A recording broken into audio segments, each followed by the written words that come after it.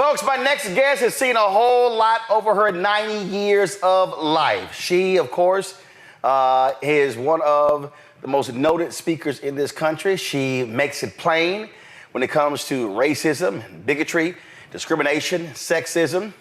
I don't think she's ever been called introverted. She, of course, will speak her mind regardless of the audience, and I love it. She and I got together at the University of Michigan a few years ago. We had a fantastic panel. I don't even know why the moderator was there. They should just let me and Jane just handle ourselves. And also, there's a new book out, y'all. The author interviewed me about this book. It's called Shades of Brown, the official biography of Jane Elliott and the Blue Eyes, Brown Eyes exercise by author Todd M. Mealy. This is the book right here. And when I was introduced to her, Jane held up, she's got my book, White Fear, there as well. So there you go. So, Jane, let's just jump right in.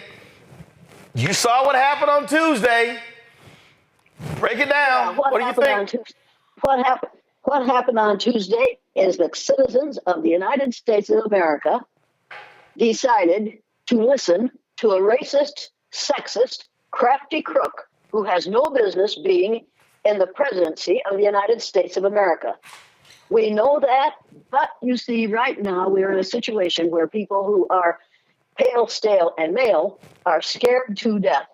And it's, I read the book White Fear a long time ago when it first came out. And I've watched this thing happen over the last 30 years, particularly the last 20 years. I've watched white males become increasingly frightened of the fact that they are going to lose their numerical majority in the United States of America. And the damn fools don't even realize that they have always been in the numerical minority worldwide. Only 15 to 18% of the human population of the earth is classified as white. And let's make no mistake about this. White is a misnomer. There are no white people. I am not the color of this collar on my shirt, and you are not the color of the OTE on your shirt. We aren't white and we aren't black. We are all shades of brown. And it's time for us to realize that, and it's time for us to enjoy that fact, and it's time for us to stop talking about race. There's only one race of people on the face of the earth, and that's the human race. And oh my God, how long is it going to take us to have social studies teachers tell our students at the junior high and high school level that the word race, meaning a specific group of people, came out of France in 1580? How long is it going to take us to realize that the idea of whiteness and blackness, quit laughing, this ain't funny, don't do something else. So Jane, you make that point there, and they've talked about how these young white men have been, quote, radicalized. You now have these podcasts and others, and they're talking about toxic masculinity, and you've got people like Senator Josh Hawley and Tucker Carlson, and even Congressman Byron Donalds. We've got the return to masculine men. We have feminized men. And Trump plays into that. He's strong and tough. And so when you see these demos, when you see 1834 and these young men saying, Trump is our guy, what you're laying out is right. They're scared to death. It's like, well, where's the place for men in our society? Your ass has been running every damn thing for the longest. But the problem is, these aren't men. These are boys. And they are absolutely encouraged to remain boys instead of to grow into men. Becoming a man takes a lot of work, and it takes a lot of time, and it takes a lot of effort, and it takes some study, and it takes some education. Any damn fool can be a boy. We've got a lot of them running around. And right now, the ones who voted for Donald Trump this last week was a whole bunch of boys, grown tall, who don't know what's good for them and certainly don't know what's good for the world. We're going to have to depend on women because men don't want to stop being boys. Women have no choice. Comes a time in every woman's female's life when she has to grow up and be a woman. Men don't have to do that. They can be boys for as long as they live. And if you don't believe that, look at Donosaurus T. Rump. He will be a boy for as long as he draws breath, because he is encouraged to not to think, but just to react, and not to respond intelligently, but to respond with anger and petulance. And we don't need an angry, petulant boy in the White House ever again. But that's what we have, and we're going to have that for the next 4 years. What do you make of white women? There was a belief that because of the Dobbs decision, that white women were finally going to stop rewarding Donald Trump. They voted for him in 2016. They voted for him in 2020. According to the polls, Vice President Kamala Harris was doing way better with white voters.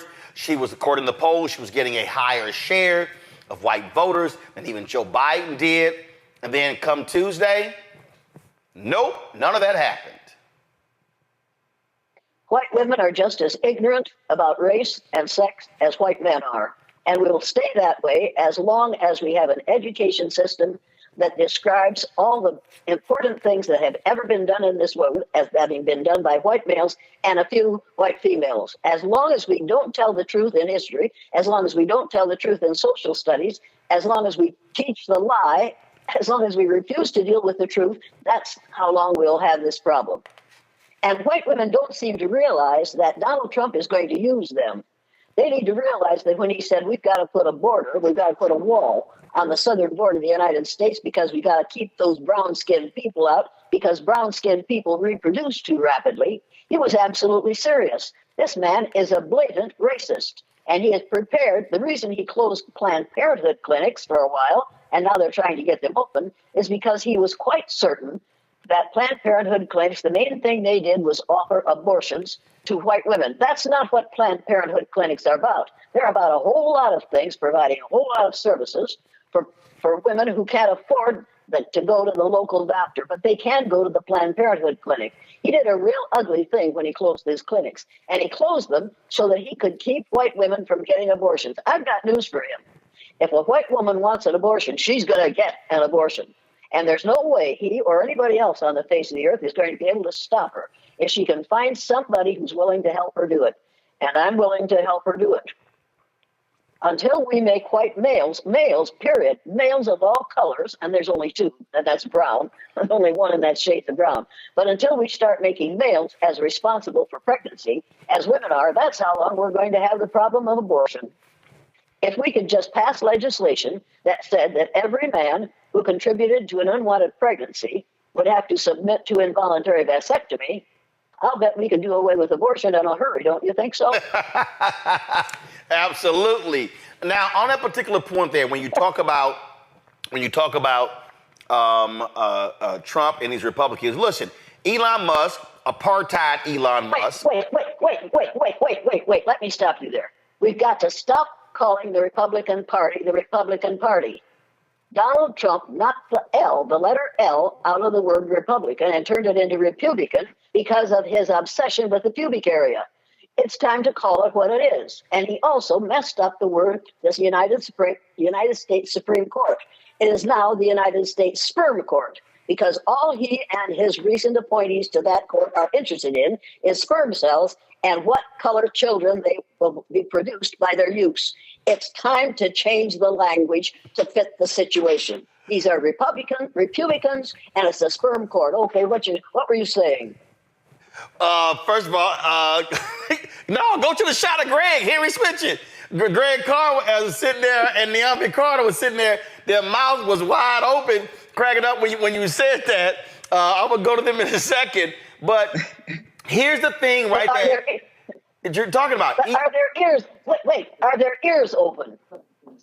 Oh, yeah. We got to open our ears. We got to open our ears and then open our mouths to say something that makes sense. And Republican Party makes sense. Republican doesn't. Donald Trump isn't interested in the public arena. He is interested in the pubic area. Let's call it what it is. You talked about, again, Trump and Planned Parenthood, and you got apartheid Elon Musk.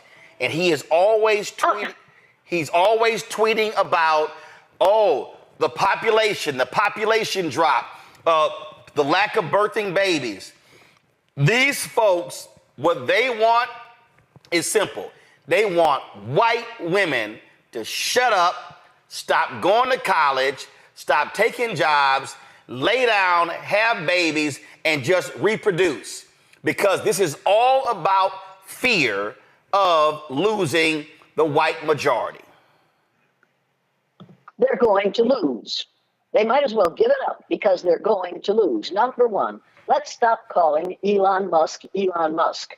I taught dyslexic students for years, male dyslexic students. If you move the letters in his name around, you come up with lone scum. And that's what he is. He's lone scum. He is scum. We need to realize that, and we need to stop admiring him because he is able to make so much money off the efforts of other human beings. It's time to give that up. You also need to know that women have the right to decide what to do with their bodies. No man had better tell me or any other intelligent woman what to do with their body until you can produce a child by birth, as I can. Don't tell me what to do with my body. But women have the right to say no, absolutely not. This will not happen.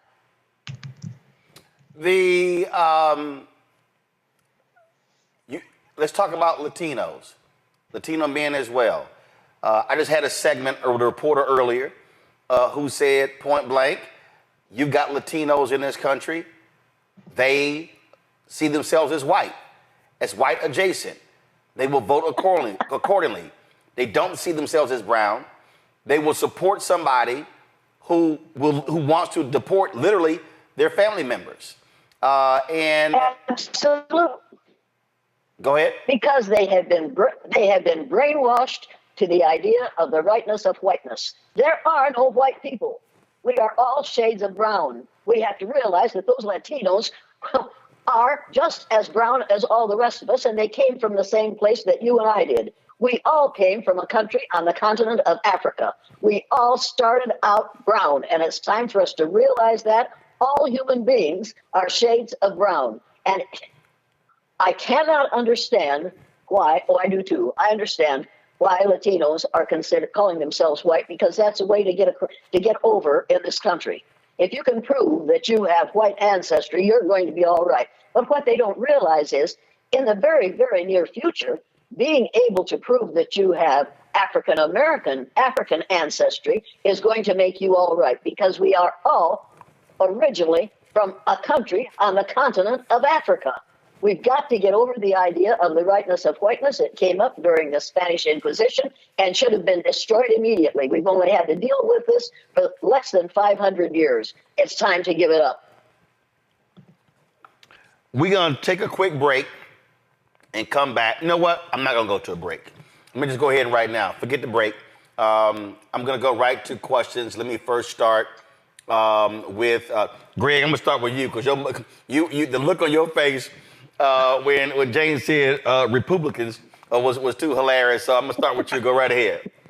Yeah, I'd love to, Sister Elliott. I'd love to ask you about Frances Cress Welsing, but I think I'll hold off on that. I want to follow up with how you your most recent comment there, when you talked about at some point having African ancestry will be a benefit. We certainly did see that in Moorish Spain, as you say. You see, a touch of the Moor did distinguish you. How would that reversal happen in the racial binary that we have today, particularly since whiteness is a global phenomenon, and in places like, Southern Europe and other places where it's clearly mixing that is going on there for 1,000 years, it hasn't translated into any benefit for Black people. How do you see that reversal happening?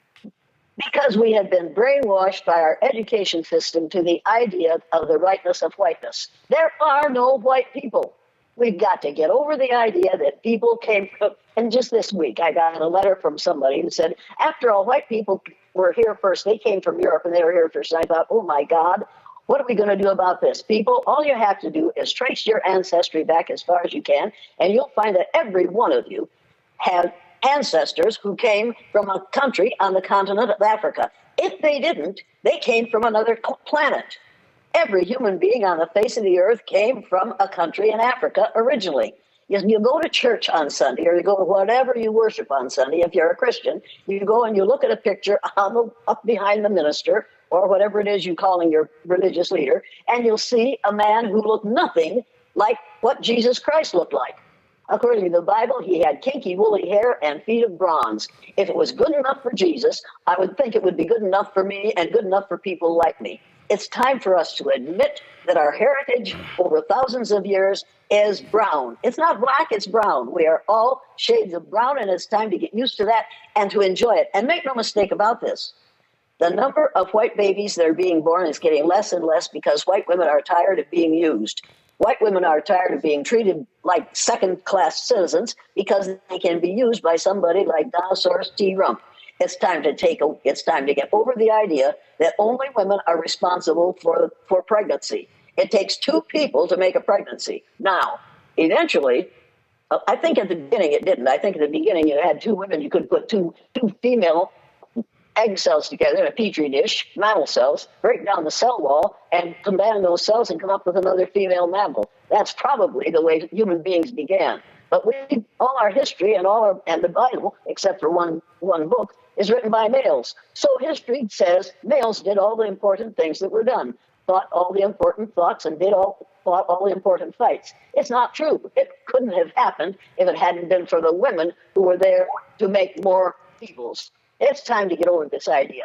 What we're doing is blatantly sexist, blatantly racist, and blatantly ignorant. We are living in an ignorant society, and it's going to get more so because of banning books and banning speakers and banning ideas. And right now we're in a situation where people are banning any idea that would even question the superiority of whiteness. Jane, you told me as whiteness. Jane, you told me this book about you from Todd Mealy is on ban list. Yeah, I'm on ban list, and I think that is. I'm not sure that is. I know I am. I am banned on all college and university campuses. Wow. Have been for over. Oh yeah, I am a dangerous person, and I've realized that. And I am absolutely delighted to be called somebody who is dangerous for college students to listen to. I'm tickled to death because that means that what I have to say is threatening to people who voted for Dinosaurus T. Rump. Well, that's also why I love having my own platform because they can keep you off college campuses, but they can't keep you off this show because I own it.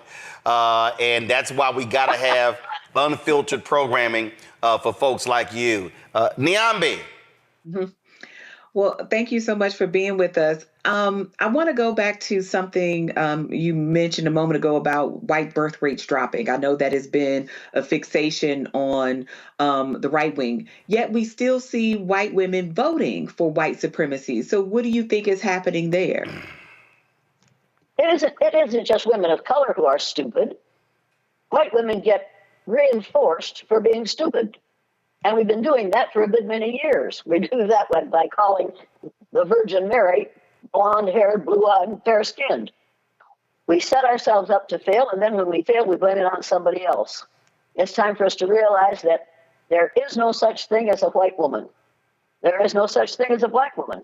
But we use those words because for white women use it because, according to the person who started this whole thing of race, Torquemada, during the Spanish Inquisition, he was going to kill everybody who wasn't Christian, and he was going to turn all the Christians into Catholics. He had killed 2,000 people before somebody made him aware of the fact that many of the people he had killed were Christians. At that time, he realized that you couldn't tell what a person's religion was by looking at them, so he decided he'd have to come up with a way to make that determination. So he called the lighter, and all people were shades of brown at that time, and they are now. He called the lighter brown-skinned people white because white is the color of purity and goodness. He called the darker-skinned people black because black is the color of savagery and evil. And we have been living with that nonsense for less than 500 years. It's time to give it up. There are no white women, and there are no black women. We are all shades of brown. And you and I, whether you want to know it or whether you want to admit it or not, are 30th to 50th cousins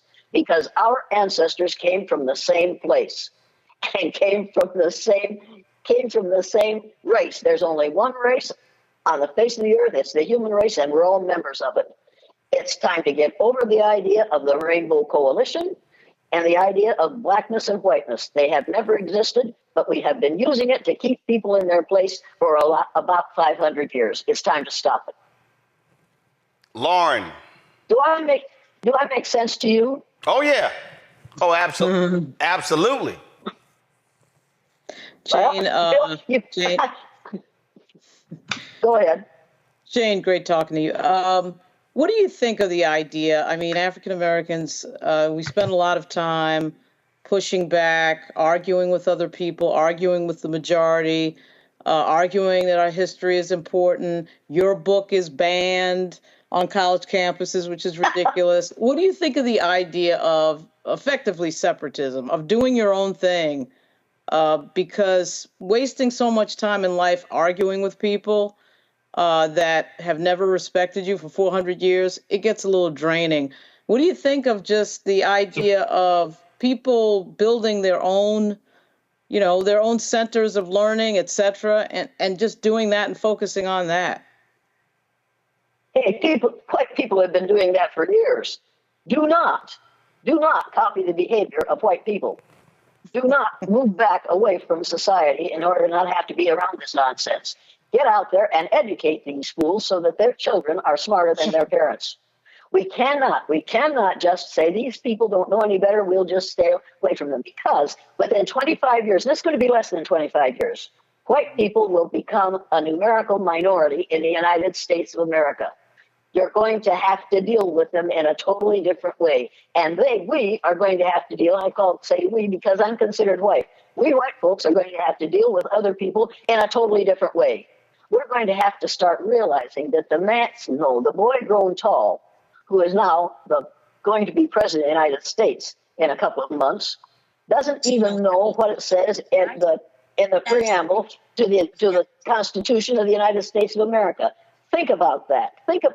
Remember when you learned the preamble to the Constitution, we the citizens of the United States in order to form a more perfect union. Do you think Donald Trump wants to form a more perfect union, or does he want a disunion? I just think it's an absolutely wonderful thing that we should have learned, and we should have listened while he was talking. We aren't doing it. We haven't listened, and I think most of us don't remember it. You remember that form a more perfect union, establish justice. Do you really think that Donald Trump believes in establishing justice? He ran for the presidency deliberately and with determination so that he wouldn't have to go to jail as a result of all the ugly things that he has been doing over the last few years. He doesn't believe in establishing justice, not for himself and not for anyone else. It says we're going to secure domestic tranquility. Oh, yeah, right. Provide domestic tranquility by inciting a riot. An absolutely ridiculous mess in January. Remember that mess? That's domestic tranquility as far as Donald Trump is concerned. We're going to promote the general welfare by doing away with Social Security and welfare for children whose parents can't make enough money for them to live on. We're going to do all the things that are in the preamble of the Constitution.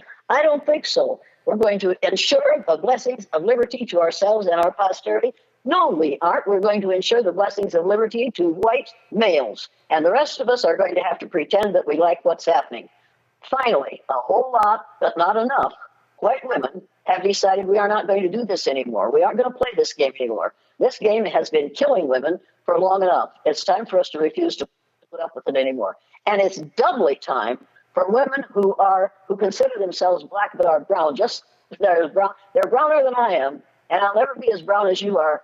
But I have the right to see you as brown and to see me as brown and to see all of us as having come from the same continent, a country on the same continent, and be blessed to have cousins that look like you and that look like this gentleman who's sitting here. This has been him coming back. Republicans taking control of the Senate. They're leading in a number of House races. They'll be in control of picking federal judges. Those are lifetime appointments. You've got the pot right now. It's 6-3 on the Supreme Court. 6-3 majority on the Supreme Court. You've got, talking about potentially Alito Thomas retiring. What do you say to people who are despondent, who say, my God, they're going to be running everything? What do you say to those folks? who are thinking about just giving up? Look, I remember when Donald Trump gave his inauguration address 8 years ago. And I thought at the time, my God, this is Hitlerian. And I thought, Jane, you're exaggerating. This isn't Hitlerian. And then I got the book, When at Times the Mob is Swayed. And you need to hear just this paragraph. It says, we know from Ivana Trump's now sealed testimony at Trump's first divorce trial, backed up by her lawyer, Michael Kennedy, and from the president himself, that for years, a younger Donald Trump slept with a book of Adolf Hitler's collected political speeches, published in 1941 as My New Order in a locked cabinet at his bedside table. Ugly and appalling as they are, those speeches are masterpieces of demagogic manipulation. People, what we're dealing with is what I remember from the time I was born. I was born in 1933. And from 1933 until 1945, I listened to my father ranting about what Adolf Hitler was doing in Europe and in Germany. And it had planned to do with the United States. And here I am at the age of 90, listening to the same demagogic bullshit out of the man who is going to be president of the United States in a couple of months. We have to realize that we defeated Hitler, and we will defeat this man. It won't take 4 years. He'll be in office for 4 years. But think of it this way. He's an old person. I'm older than he is, but he's an old man. And he's not going to live a whole lot longer. We're going to have to outlive him, and we're going to have to refuse to go along to get along while he is the president. There are enough women of color, brown women, very dark women, very brown women, saved this country 8 years ago. 4 years ago, I'm sorry, 4 years ago, they went out in massive numbers and saved this country. They will do it again.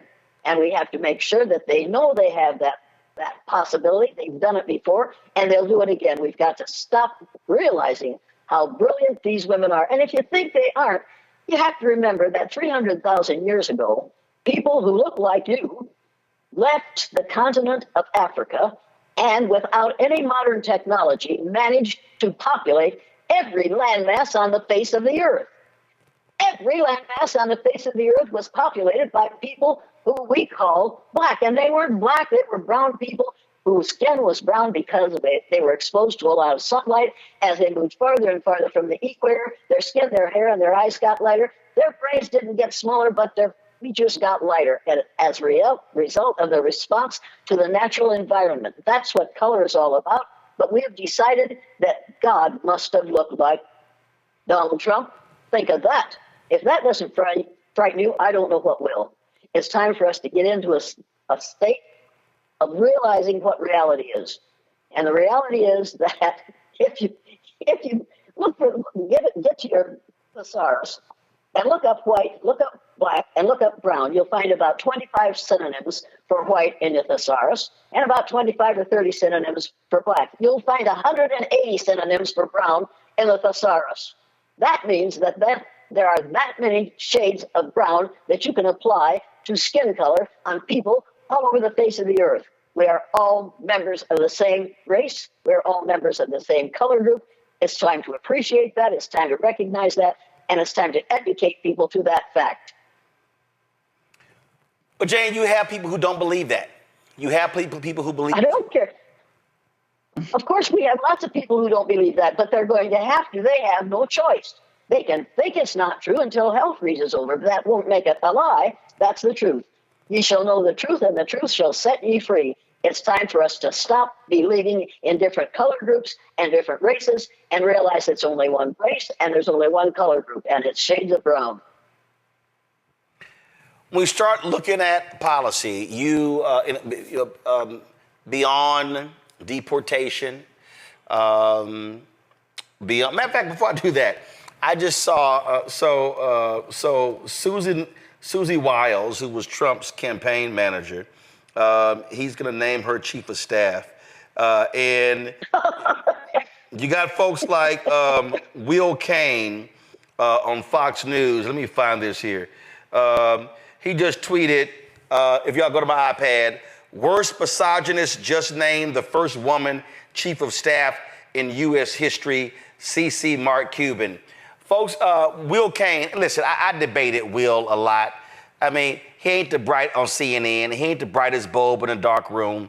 The best thing he's got going for him is a great head of hair. And so, I mean, I used to just destroy him constantly in debates. But, you know, white guys like him actually believe by Trump picking a woman as chief of staff means he's not a misogynist. Well, it means he's not only still a misogynist, he's a stupid one. Because Donald Trump doesn't think right, and he doesn't read right, and he doesn't know what he's talking about, but I think he thinks that's chief of stuff. She can handle stuff, but she isn't capable to handle that staff. She wants a chief of stuff, and that's what he's got. This man is he's a joke, and we have taken him seriously. Put him Do you also think in a spot where he belongs? You also think, and here's the issue that I have, Jane, that mainstream, and I'm going to call it mainstream white media, they toyed with this. They thought he was amusing. He would say things, oh, that's just Donald being Donald. When I watched this year how Joe Scarborough and Mika were all highly critical of Trump, railing every day, I remember 2015, New York Times did a story about Trump and his treatment of women, and Scarborough and Mark Halperin, they were there on the air. Like that's the best they got. I mean, people out there just gonna say, oh, that's just Trump being Trump. And that's what they did. Everything that happened, oh, that's just Trump being Trump. They normalized his antics and his behavior. And it desensitized people. And it literally got to the point that every time he said something, oh, that's just Trump being Trump.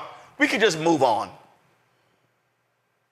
Do you really think that they aren't in any way bothered by the fact that he could buy and sell them tomorrow?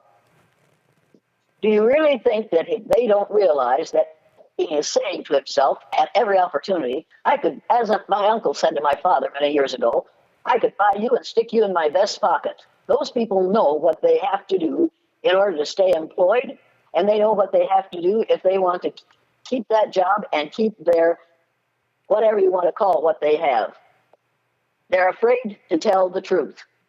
Their sponsors won't let them tell the truth. You know that, and I know that. And that's the reason I get lots and lots of death threats, because telling the truth is not a good idea in this environment. Second round of questions. Greg, actually this time I'll start with Niambi. Mm-hmm. So I think you said a lot here. And one of the things you talked about was how a lie is a lie, whether we admit it or not. So how do we get back to a place where talking about the truth in very clear terms becomes a norm again? I mean, if it ever was, right? But how do we get back to the place calling things disinformation and other kinds of euphemisms, alternative facts, has been around for quite some time. But how do we get back to a place of just being honest and saying what in the world is going on and not having to do this both sidesism and all the other things? You reject the language of ignorance.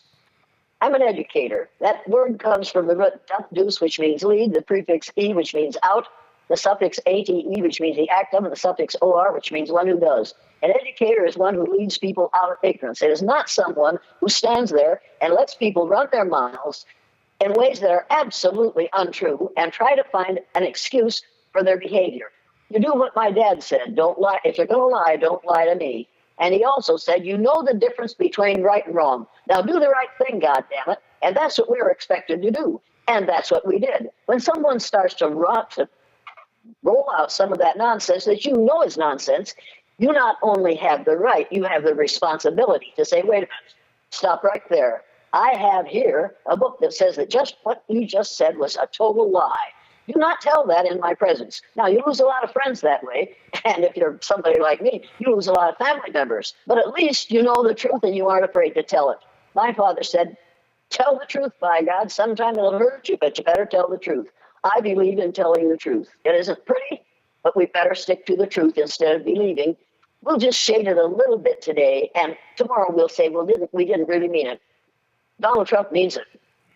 People said, well, he's just saying those things. He meant every word of it. And he's going to live with what he planned to do.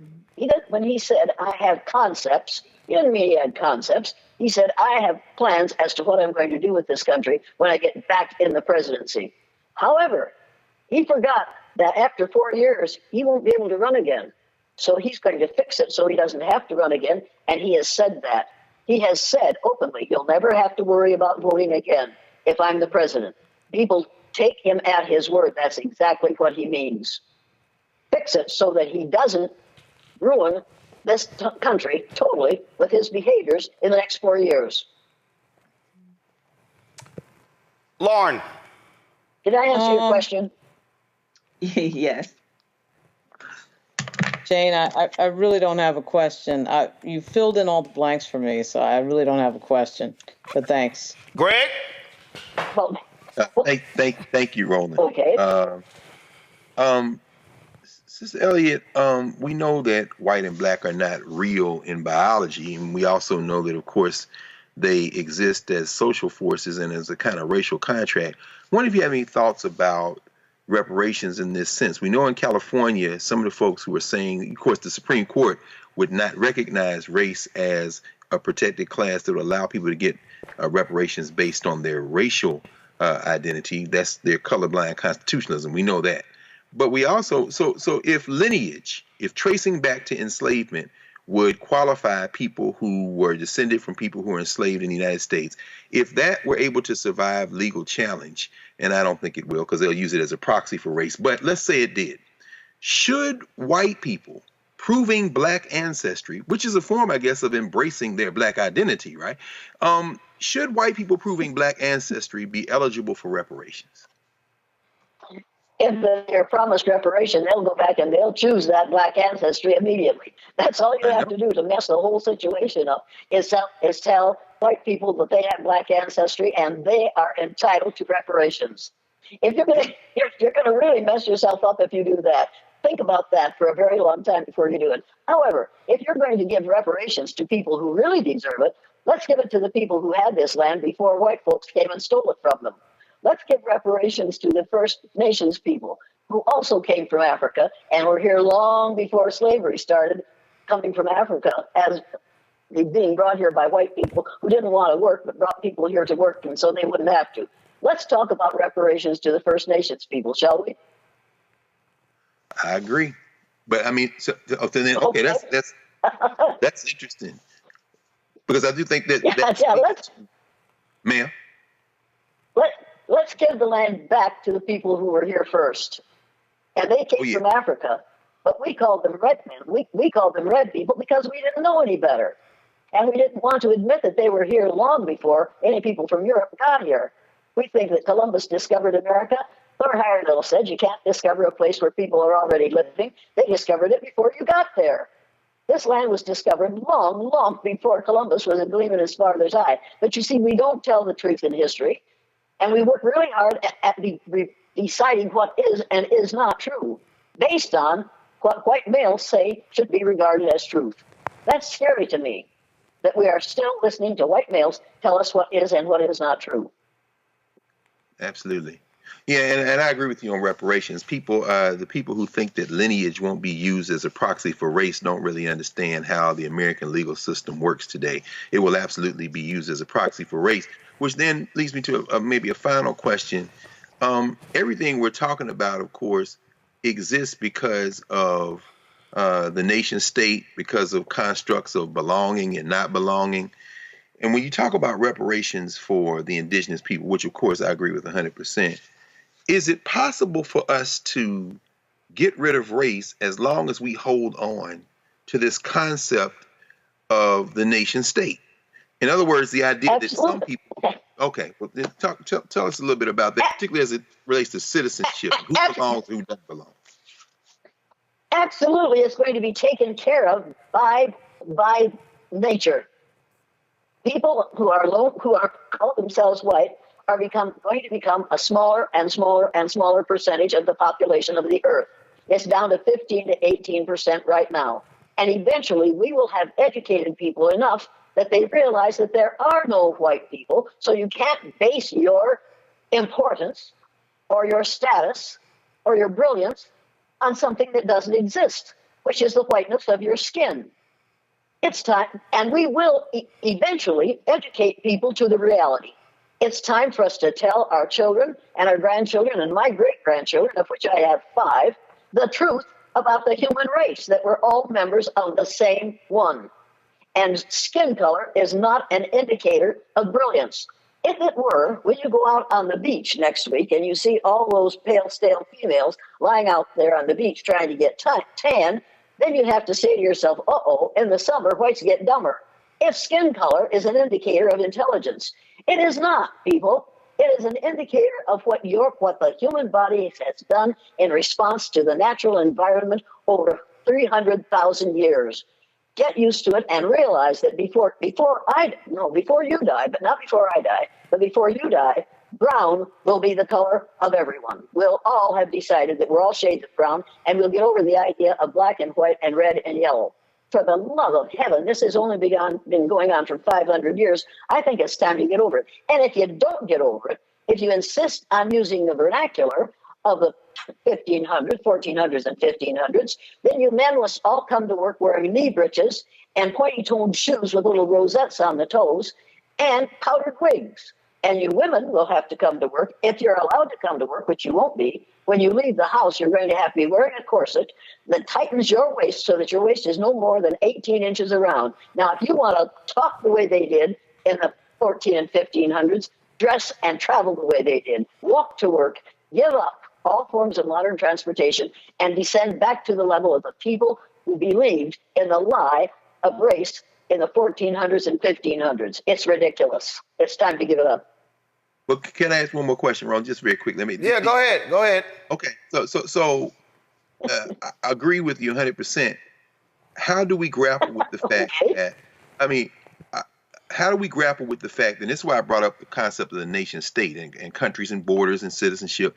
How do we grapple with the fact that whiteness carries a privilege that isn't just about privilege, but about legal and enforceable rights that come along with membership in a society, so that therefore, and this is where Elon Musk comes in again, this guy who was raised in apartheid South Africa, where white minority rule was set up, now in this society, just because the majority is non-white doesn't mean a legal system with enforceable rights that will preserve minority rights won't just transfer those or will continue to reinforce whiteness, even though it's a numerical minority. And of course, we know whiteness is also very flexible. So that where earlier we were talking about the Italians, the Irish, others who were brought into whiteness by defining themselves by not being black. We're seeing the same thing in the Spanish-speaking community and in something we really don't want to talk about, I don't think, the Arab community as well. The Palestinians are the orphans of the region, even as they're treated by the Saudis and others. In Dearborn, Michigan, the Arabs, who on the United States Census, Arab is classified in white, right? They are also invited into whiteness. How do we grapple with the fact that whiteness also carries some legally enforceable benefits? First, you read the book, The Color of Law. Have you read this book? Yes. If you haven't read the book, The Color, you have read it. There's a lot of good stuff in there that will answer your question. Come on, Jane. What we have to do is Jane, you don't see all them damn books behind Greg? Jane, if you name 5 books right now, I can guarantee you Greg gonna pull a copy from behind him. He's selling the wolf ticket. No, don't do that. I was going to get the color of law, though. But anyway. Attack from within. Attack from within. Attack from within. Have you read it? Attack from Within. That one I don't know. She got me wrong. She got you, Greg. Greg, she got you. Maybe. Get the book, Attack from Within.